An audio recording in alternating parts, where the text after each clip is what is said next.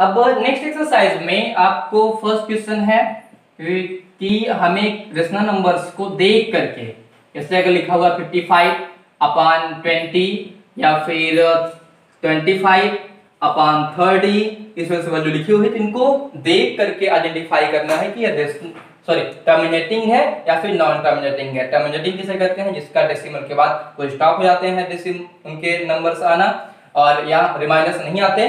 और non terminating में reminders continue आते रहते हैं। फिर नॉन टर्मिनेटिंग दो टाइप के होते हैं, जो एक इरेशनल का पार्ट बन जाता है और एक रेशनल का ही पार्ट बनता है। तो फिलहाल अभी हम केवल ये आइडेंटिफाई करने वाले हैं कि टर्मिनेटिंग डेसिमल एक्सपेंशन होगा किसी भी रेशनल नंबर का या फिर नॉन टर्मिनेटिंग। तो सबसे पहले लास्ट टाइम बताया था कि फैक्टराइज द डिनोमिनेटर।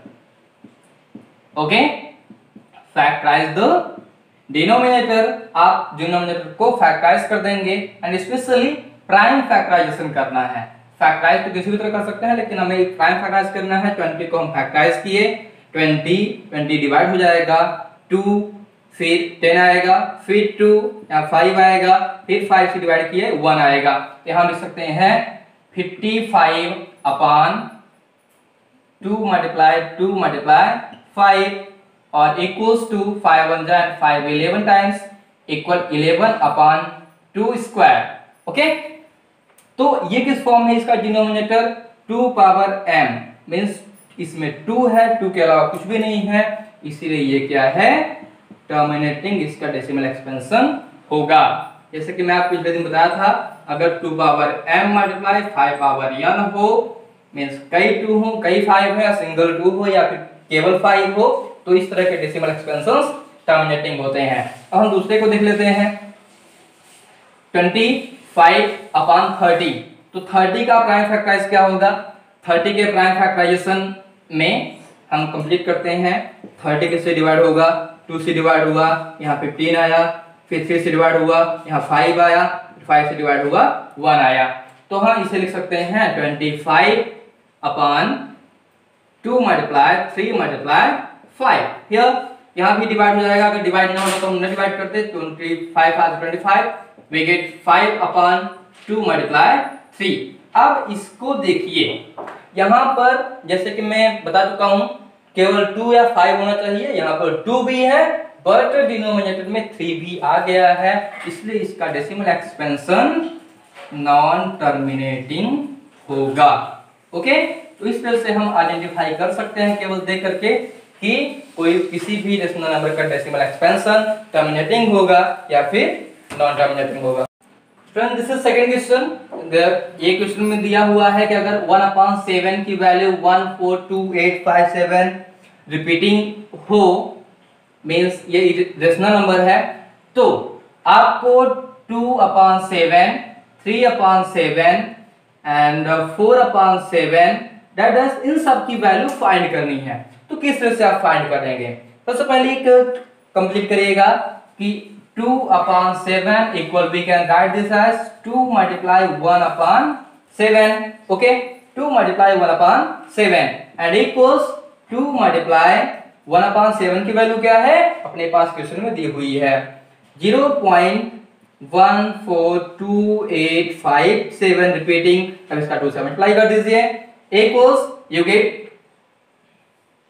equal 2 7 14, यहाँ 4 आ गया, 2 5 10 1 11, 2 8 16 1 17, 2 2 4 1 5 and 2 4 8 और 2 1 2.0, ये हुआ रिपीटिंग। एंड सिमिलरली 3/7 अगर फाइंड करना हो आपको, तो 3 मल्टीप्लाई 1/7 इक्वल्स 3 मल्टीप्लाई 0.142857 रिपीटिंग, इसका मल्टीप्लाई कर दीजिए एंड जो भी रिजल्ट आएगा वो आपका आंसर होगा। इस तरह से आप सेकंड क्वेश्चन को भी कंप्लीट कर सकते हैं। बेसिकली आप लोग किसी भी एक डेसिमल एक्सपेंशन दिया हुआ है उसको p/q में चेंज करना सीख चुके हैं। जैसे कि लास्ट डे 0.6 को हमने कन्वर्ट किया था, तो रिजल्ट 2/3 शायद आया था।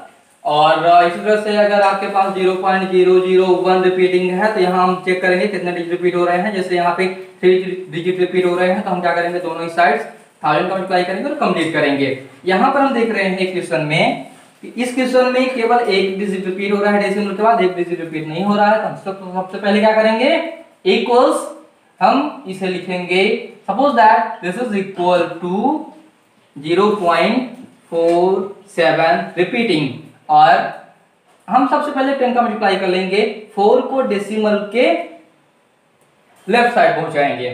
तो इसके लिए हमें 10x equal 4.777 that dash so on. And first equation अपना ये होना चाहिए, जब भी केवल डेसिमल के बाद कोई डिजिट हो वो रिपीट नहीं हो रहा हो, उसके बाद कोई डिजिट रिपीट हो रहा हो, तो हम डेसिमल के बाद जो डिजिट रिपीट नहीं हो रहा है उसको डेसिमल के पहले पहुंचाएंगे। इसके लिए हमें चाहे 10 का 100 का जो भी पॉसिबल हो वो मल्टीप्लाई करना पड़े तो हम करेंगे। अब डेसिमल कितने डिजिट रिपीट हो रहा है, डेसिमल आफ्टर डेसिमल, यहाँ पर केवल 7 रिपीट हो रहा है। सो हम 10 का मल्टीप्लाई वंस अगेन करेंगे, multiply by 10 on both sides. Okay, so we get 100x equal 47.777 that dash. This is equation number second. And according to previous study, subtract equation first from equation second. Okay, you will get 100x minus 10x equals 47.777 that dash minus 4.777 equals, आगे हम complete करते हैं तो यहाँ आ जाएगा 90x equal, ये point के बाद दोनों ही कैंसिल हो जाएंगे, 47 में 4 माइनस करेंगे, यहाँ 43 हमें मिलेगा, x equal 43/90 that is your answer. अगला क्वेश्चन है कि 1/17 दिया हुआ है, इससे पूछा गया है कि अगर आप 17 से 1 को डिवाइड करेंगे तो आफ्टर कितने डिजिट ये रिपीट होने लगेगा। तो ये मैं आप डिवीजन अपने रफ में कंप्लीट कर लीजिएगा। ये रिजल्ट है इसका कि कितने डिजिट के बाद रिपीट होने लगेगा। तो जितने भी डिजिट हैं आफ्टर इतने प्लेसेस ये रिपीट होने लगेंगे। करने कितने हैं काउंट कर लेते हैं, 1 2 3 4 5 6 7 8 9 10 11 12 13 14 15 16।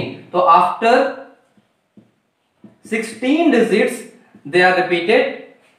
ओके, तो इसका जो रिजल्ट होगा वो 16 होगा, बट आपको डिवीजन शो करना पड़ेगा, इसलिए आप डिवाइड अपने नोटबुक में कंप्लीट कर लीजिएगा।